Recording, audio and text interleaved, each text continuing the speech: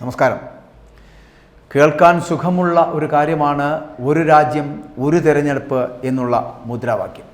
പക്ഷേ ഇന്ത്യയുടെ ദേശീയ വൈവിധ്യത്തിൻ്റെ ആപ്തകരമായിട്ടുള്ള നിഷേധം അതിലുണ്ട് എന്നുള്ള കാര്യം മറന്നു പോകരുത്. പാർലമെൻ്ററി ജനാധിപത്യമെന്ന ആശയത്തെ പരിക്കേൽപ്പിക്കുന്ന ഒന്നാണ് അത് എന്ന് പറയാതിരിക്കാൻ കഴിയില്ല. കാരണം പ്രൊഫസർ ജഗ്ദീപ് ചോക്കാർ ചൂണ്ടിക്കാണിച്ചതുപോലെ രാജ്യം ഏകം, തിരഞ്ഞെടുപ്പ് അനേകം എന്നത് തന്നെയാണ് ഇന്ത്യക്ക് ചേരുന്ന മുദ്രാവാക്യം എന്ന് പറയപ്പെടുന്നത്. NDA സർക്കാർ വീണ്ടും അധികാരത്തിലെത്തിയാൽ നടക്കാൻ പോകുന്നത് അടുത്ത 5 വർഷത്തിനുള്ളിൽ ഒരു രാജ്യം ഒരു തിരഞ്ഞെടുപ്പ് എന്ന നയം നടപ്പാക്കുമെന്നാണ് കേന്ദ്രമന്ത്രിയായ രാജ്നാഥ് സിംഗ് അടക്കം പറഞ്ഞത്. ഒറ്റനോട്ടത്തിൽ സ്വീകാര്യവും അഭികാമ്യവുമാണ് എന്ന് തോന്നുമെങ്കിലും ഈ നിർദ്ദേശം നിരവധിയായിട്ടുള്ള പ്രശ്നങ്ങൾ ഉൾക്കൊള്ളുന്നതാണ് എന്ന് നിയമജ്ഞരും രാഷ്ട്രീയക്കാരും നേരത്തെ തന്നെ ചൂണ്ടിക്കാണിച്ചിട്ടുള്ളതാണ്. അതായത് തിരഞ്ഞെടുപ്പ് എന്ന് പറയുന്നത് ജനങ്ങളുടെ രാഷ്ട്രീയപരമായിട്ടുള്ള അഭിപ്രായം അറിയുവാനുള്ള ഒരു പ്രധാന ഉപാധിയാണ്. ജനപിന്തുണ അതില്ലാതായാൽ ജനപ്രതിനിധികളെ മടക്കി വിളിക്കുവാനും മാറ്റാനുള്ള അധികാരം ജനാധിപത്യത്തിൻ്റെ കാതലാണ് എന്നുള്ളതാണ്. അവിശ്വാസത്തിലൂടെയും മറ്റും സർക്കാരുകൾ തകരുകയോ നിയമസഭകൾ ഇല്ലാതാവുകയോ ഒക്കെ നടക്കാം. ഇന്ത്യയിൽ പാർലമെൻ്ററി ജനാധിപത്യം അപകടകരമാം വിധം ഭീഷണിയിലാണ് എന്ന് വ്യക്തമാകുന്ന ദിവസങ്ങളിലൂടെയാണ് നമ്മളിപ്പോൾ കടന്നു പോകുന്നത് എന്ന് പറയേണ്ടി വരുന്നു. ഇവിടെ കടുത്ത ഭീഷണിയാകുന്നത് എന്തിനാണ്? ഫെഡറലിസത്തിനാണ്. രാജ്യത്തിൻ്റെ ഫെഡറൽ സംവിധാനത്തിന് കടുത്ത ഭീഷണിയാണ് ഒരു രാജ്യം ഒരു തിരഞ്ഞെടുപ്പ് എന്ന ആശയമെന്ന് പറയാതിരിക്കാൻ കഴിയില്ല. നിയമസഭാ തിരഞ്ഞെടുപ്പുകൾ ലോക്സഭാ തിരഞ്ഞെടുപ്പിനോടൊപ്പം നടത്തുവാനുള്ള നീക്കത്തിൻ്റെ ഭാഗമായിട്ട് കേന്ദ്ര സർക്കാർ മുൻ രാഷ്ട്രപതി രാംനാഥ് കോവിന്ദിൻ്റെ നേതൃത്വത്തിൽ ഒരു കമ്മിറ്റി രൂപീകരിച്ചു.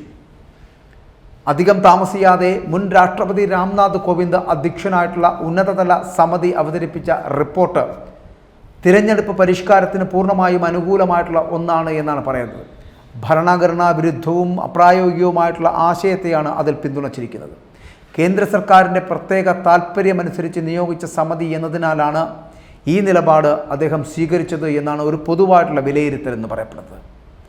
ലോക്സഭാ നിയമസഭാ തിരഞ്ഞെടുപ്പുകൾ പല സമയത്ത് നടത്തുന്നത് ഖജനാവ് ചോർത്തുമെന്നും ഭരണകാര്യക്ഷമതയെ ബാധിക്കുമെന്നും ചൂണ്ടിക്കാട്ടിയാണ് ഒരു രാജ്യം ഒറ്റ തിരഞ്ഞെടുപ്പ് എന്ന നിർദ്ദേശത്തെ ന്യായീകരിക്കുന്നത്.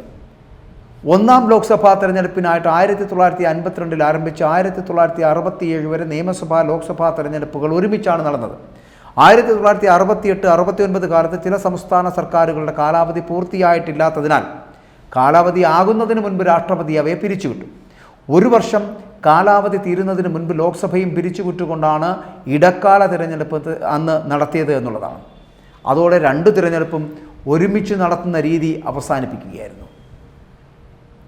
ഇവിടെ ആവർത്തിക്കുന്ന ഒരു അജണ്ട എന്ന് പറഞ്ഞാൽ കേന്ദ്രം ഭരിക്കുന്ന കക്ഷി 2014 തിരഞ്ഞെടുപ്പിൽ സജീവമായ ചർച്ചയ്ക്ക് വിധേയമാക്കിയ പ്രകടന പത്രികയിലെ പ്രധാന വിഷയമായിരുന്നു ഒരു രാജ്യം ഒരു തിരഞ്ഞെടുപ്പ് എന്നത്. അതുതന്നെയാണ് ഈ തിരഞ്ഞെടുപ്പിലും പ്രധാന വിഷയമാക്കിയിട്ടുള്ളത് എന്നുള്ള പ്രത്യേകത കൂടിയുണ്ട്. നടപ്പാക്കാൻ ഒരുങ്ങുന്നതും അതുതന്നെയാണ്. 2019 ഈ വിഷയം ചർച്ച ചെയ്യാൻ പ്രധാനമന്ത്രി സർവകക്ഷി യോഗം വിളിച്ചു.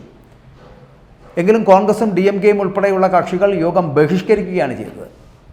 അന്നത്തെ രാഷ്ട്രപതിയായിട്ടുള്ള രാംനാഥ് കോവിന്ദ് തൻ്റെ നയപ്രഖ്യാപന പ്രസംഗത്തിൽ ഒറ്റ തിരഞ്ഞെടുപ്പ് വിഷയം തുടർച്ചയായി അവതരിപ്പിക്കുകയായിരുന്നു അന്നുണ്ടായത്.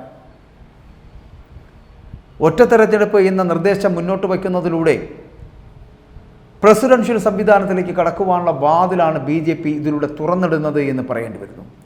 നിലവിലുള്ള ബ്രിട്ടീഷ് ഭരണ സമ്പ്രദായത്തിന് പകരം അമേരിക്കൻ രീതിയായിട്ടുള്ള പ്രസിഡൻഷ്യൽ ഭരണ സംവിധാനം അനുകരിക്കുവാനുള്ള നീക്കത്തിൻ്റെ ആദ്യപടിയാണ് ഒരു രാജ്യം ഒറ്റ തിരഞ്ഞെടുപ്പ് എന്നുള്ള ഈ സംവിധാനത്തിൽ രാജ്യത്തിൻ്റെ നായകൻ പ്രസിഡൻ്റായി മാറുന്ന ഒരു കാഴ്ചയുണ്ടാകും. ഗവർണർമാരായിരിക്കും മുഖ്യമന്ത്രിയേക്കാൾ അധികാരം കൈയാളുന്നത് എന്നാണ് പ്രതിപക്ഷം പറയുന്നത് പോലും.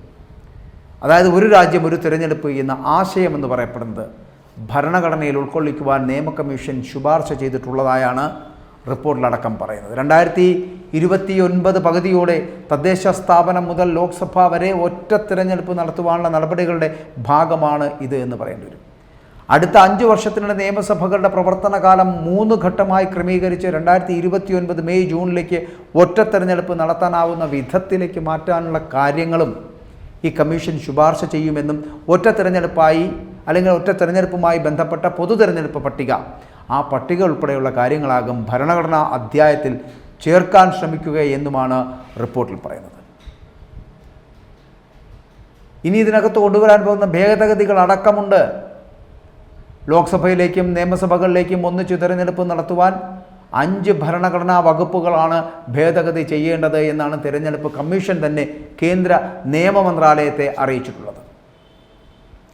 ലോക്സഭ, രാജ്യസഭ എന്നിവയുടെ കാലാവധി, രാഷ്ട്രപതി ലോക്സഭ പിരിച്ചുവിടുന്നതുമായി ബന്ധപ്പെട്ട വകുപ്പ്, നിയമസഭകളുടെ കാലാവധി നിഷ്കർഷിക്കുന്ന വകുപ്പ്, നിയമസഭ പിരിച്ചുവിടുന്നതുമായി ബന്ധപ്പെട്ട വകുപ്പ്, രാഷ്ട്രപതി ഭരണം ഏർപ്പെടുത്തുന്നതിനുള്ള വകുപ്പ്, ഇവയൊക്കെ തിരുത്തണം. കൂറുമാറ്റം മുൻനിർത്തിയുള്ള അയോഗ്യതയുമായി ബന്ധപ്പെട്ടുള്ള ഭരണഘടനയുടെ 10ാം പട്ടിക ഭേദഗതി ചെയ്യണം. ഒറ്റ തെരഞ്ഞെടുപ്പ് നടത്തുവാൻ നിയമസഭകളുടെയൊക്കെ കാലാവധി എന്ന് പറയപ്പെടുന്നത് നീട്ടുകയോ വെട്ടിച്ചുരുക്കുകയോ ചെയ്യേണ്ടി വരുന്ന ഒരു സാഹചര്യം ഉണ്ടാകും. ഏതെങ്കിലും സർക്കാരിന് ഇടയ്ക്ക് ഭൂരിപക്ഷം നഷ്ടമായാൽ വിവിധ രാഷ്ട്രീയ പാർട്ടികളെ ഉൾക്കൊള്ളിച്ച് സമന്വയ സർക്കാർ രൂപീകരിക്കേണ്ടി വരും. അത് അടുത്ത തിരഞ്ഞെടുപ്പ് വരെ ഈ സംവിധാനം തുടരുകയും വേണം. അതിന് സാധിക്കാതെ വന്നാൽ ശേഷിക്കുന്ന കാലാവധിക്ക് മാത്രമായിട്ട് തിരഞ്ഞെടുപ്പ് നടത്തേണ്ടി വരുന്ന ഒരു സാഹചര്യം ഉണ്ടാകും. പൊതുപണം ലാഭിക്കുക, സർക്കാർ സംവിധാനങ്ങൾ, സുരക്ഷാ സേന എന്നിവയ്ക്ക് അവർക്ക് മേലുള്ള സമ്മർദ്ദം കുറയ്ക്കുക, തിരഞ്ഞെടുപ്പുകൾ അടിക്കടി ഉണ്ടാകുമ്പോൾ അല്ലെങ്കിൽ അടിക്കടി നടക്കുന്നത് കാരണം ഭരണ നടപടികളിൽ കാലതാമസം ഉണ്ടാകുന്നത് അടക്കമുള്ള കാര്യങ്ങൾ തടയുക എന്നീ നേട്ടങ്ങൾ ഉണ്ടാകുമെന്നാണ് ഈ റിപ്പോർട്ടുമായി ബന്ധപ്പെട്ടിട്ട് പറയുന്നത്. ജസ്റ്റിസ് ഋതുരാജ് അവസ്ഥയുടെ നേതൃത്വത്തിലുള്ള കമ്മീഷനാണ് ഈ റിപ്പോർട്ട് തയ്യാറാക്കിയിട്ടുള്ളത്. BJPയുടെ സങ്കുചിത രാഷ്ട്രീയ താൽപ്പര്യമാണ് ഒറ്റ തെരഞ്ഞെടുപ്പ് എന്ന നിർദ്ദേശത്തിന് പിന്നിൽ എന്നാണ് പറയപ്പെടുന്നത്.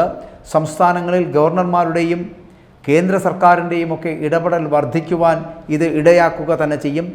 രാഷ്ട്രപതിക്ക് എക്സിക്യൂട്ടീവ് അധികാരങ്ങൾ പിൻവാതിൽ വഴി നൽകുവാനുള്ള നിർദ്ദേശങ്ങളുമൊക്കെ ഈ റിപ്പോർട്ടിനകത്ത് പറയുകയും ചെയ്യുന്നുണ്ട്. അങ്ങനെ പൊതുവിൽ രാഷ്ട്രപതി ഭരണം, ഒരു പ്രസിഡൻഷ്യൽ ഭരണത്തിലേക്ക് ഇന്ത്യയെ കൊണ്ടാക്കുക, ബ്രിട്ടീഷ് നിയമങ്ങളെ കാറ്റിൽ പറത്തുക, അമേരിക്കൻ മോഡൽ ഭരണ സംവിധാനം കൊണ്ടുവരിക, പ്രസിഡൻഷ്യൽ രീതി ഉറപ്പാക്കുക, മുഖ്യമന്ത്രിയേക്കാൾ കരുത്ത് ഗവർണർമാർക്കുണ്ടാകുക എന്നുള്ള ഒരു സ്ഥിതിവിശേഷമൊക്കെ ഒരു രാജ്യം ഒരു തിരഞ്ഞെടുപ്പ് കൊണ്ട് ഉദ്ദേശിക്കുന്നുണ്ട്.